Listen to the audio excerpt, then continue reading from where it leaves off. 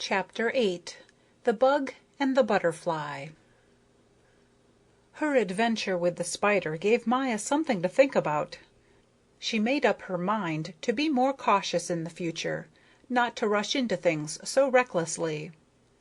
Cassandra's prudent warnings about the greatest dangers that threaten the bees were enough to give one pause. And there were all sorts of other possibilities, and the world was such a big place. Oh, there was a great deal to make a little bee stop and think.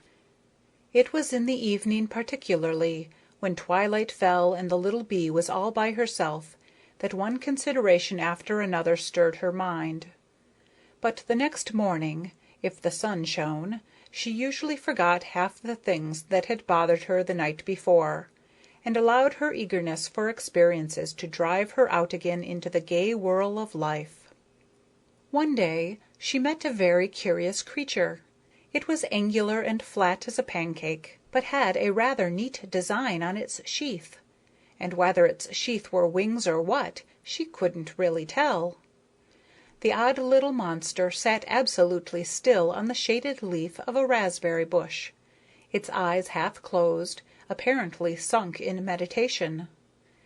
The scent of the raspberries spread around it deliciously. Maya wanted to find out what sort of an animal it was. She flew to the next door leaf and said, "How do you do?" The stranger made no reply. "How do you do again?" And Maya gave its leaf a little tap.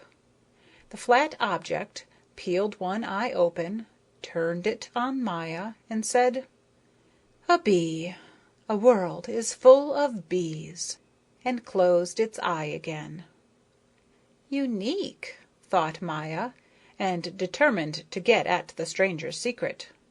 For now it excited her curiosity more than ever, as people often do who pay no attention to us. She tried honey. "I have plenty of honey," she said. "May I offer you some?" The stranger opened its one eye and regarded Maya contemplatively a moment or two. What is it going to say this time? Maya wondered. This time there was no answer at all.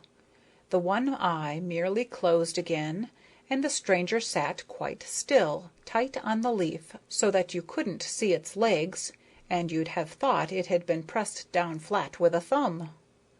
Maya realized, of course, that the stranger wanted to ignore her, but you know how it is. You don't like being snubbed, especially if you haven't found out what you wanted to find out. It makes you feel so cheap. "Whoever you are," cried Maya, "permit me to inform you that insects are in the habit of greeting each other, especially when one of them happens to be a bee." The bug sat on without budging. It did not so much as open its one eye again. "It's ill," thought Maya. "How horrid to be ill on a lovely day like this. That's why it's staying in the shade, too." She flew over to the bug's leaf and sat down beside it. "Aren't you feeling well?" she asked, so very friendly. At this, the funny creature began to move away. Move is the only word to use, because it didn't walk or run or fly or hop. It went as if moved by an invisible hand. "It hasn't any legs. That's why it's so cross," thought Maya. When it reached the stem of the leaf it stopped a second, moved on again, and to her astonishment, Maya saw that it had left behind a little brown drop. "How very singular," she thought, and clapped her hand to her nose and held it tight shut.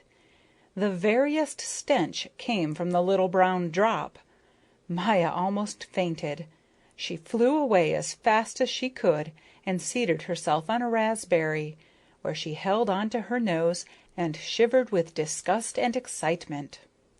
"Serves you right," someone above her called, and laughed. "Why take up with a stink bug?" "Don't laugh," cried Maya. She looked up.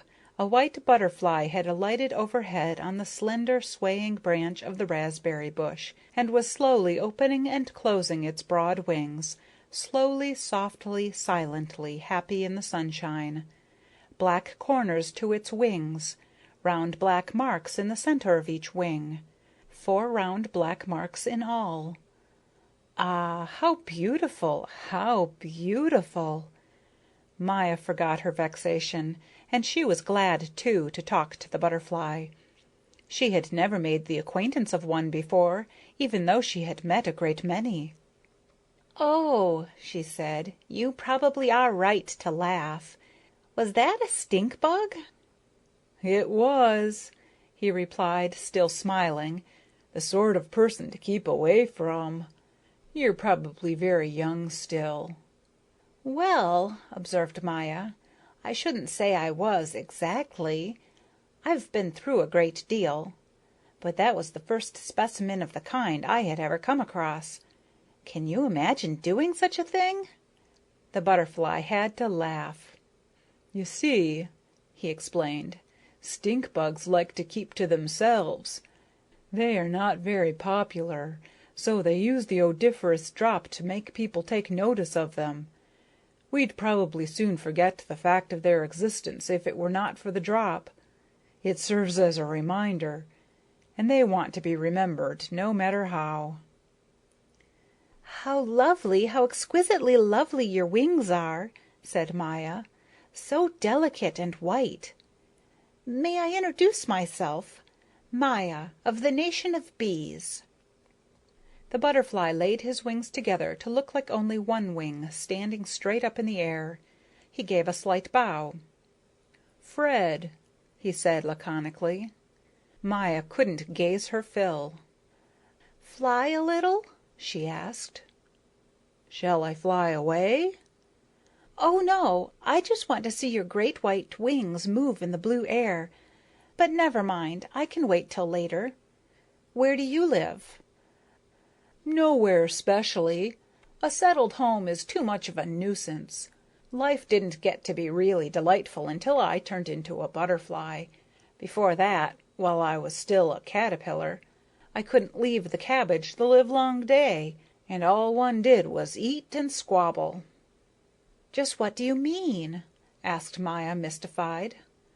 "I used to be a caterpillar," explained Fred. "Never!" cried Maya. Now, said Fred, pointing both feelers straight at Maya. "Everyone knows a butterfly is first a caterpillar. Even human beings know it." Maya was utterly perplexed. Could such a thing be? "You must really explain more clearly," she said. "I couldn't accept what you say just so, could I? You wouldn't expect me to." The butterfly perched beside the little bee on the slender swaying branch of the raspberry bush, and they rocked together in the morning wind. He told her how he had begun life as a caterpillar, and then one day, when he had shed his last caterpillar skin, he came out a pupa or chrysalis. "At the end of a few weeks," he continued, "I woke up out of my dark sleep and broke through the wrappings or pupa case. I can't tell you, Maya, what a feeling comes over you when, after a time like that, you suddenly see the sun again. I felt as though I were melting in a warm golden ocean, and I loved my life so that my heart began to pound." "I understand," said Maya. "I understand. I felt the same way the first time I left our humdrum city and flew out into the bright scented world of blossoms." The little bee was silent a while, thinking of her first flight. But then she wanted to know how the butterfly's large wings could grow in the small space of the pupa case. Fred explained. "The wings are delicately folded together like the petals of a flower in the bud. When the weather is bright and warm, the flower must open. It cannot help itself, and its petals unfold. So with my wings, they were folded up, then unfolded. No one can resist the sun when it shines." "No, no, one cannot. One cannot resist the sunshine," Maya mused, watching the butterfly as he perched in the golden light of the morning, pure white against the blue sky. "People often charge us with being frivolous," said Fred. We're really happy, just that, just happy. You wouldn't believe how seriously I sometimes think about life." "Tell me what all you think." "Oh," said Fred, "I think about the future. It's very interesting to think about the future, but I should like to fly now. The meadows on the hillside are full of yarrow and canterbury bells. Everything's in bloom. I'd like to be there, you know." This Maya understood. She understood it well, and they said good-by and flew away in different directions, the white butterfly rocking silently as if wafted by the gentle wind, little Maya with that uneasy zoom-zoom of the bees which we hear upon the flowers on fair days and which we always recall when we think of the summer. End of chapter 8.